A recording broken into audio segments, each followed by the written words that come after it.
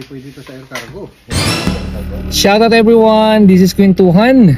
Samahan nyo ako at ipapadala natin yung ating regalo doon sa ating mabait na supplier Tony para sa kanyang mauno. Excited na masyado siya, hindi na raw siya makakatulog kaya inaantay niya. Kaya ipapadala natin para magamit na niya. Tara, samahan nyo ako.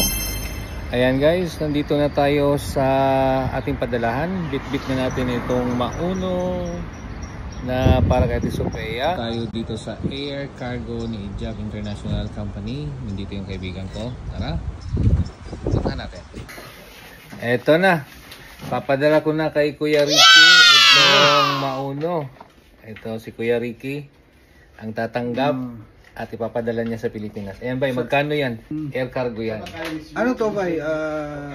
Ano lang yan? Ayan lang yun. Rechargeable ba ito? Oh, may charger yan sa loob. Ano siya?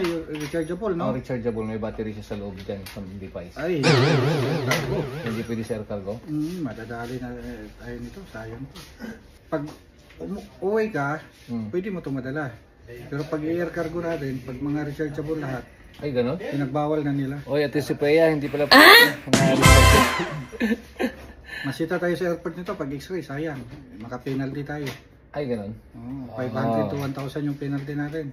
Baka kung piskayan nila to, hindi na ibalik eh. Kasi Hindi naman nila to i-hold isang ganito lang. Lahat ng manufacturer nila.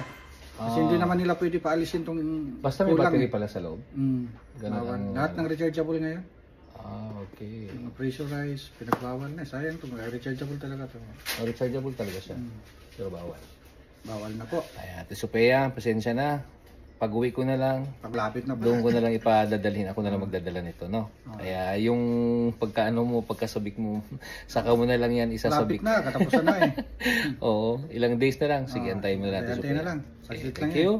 Thank you, Kuya King. Sige po, maraming Thank you. salamat.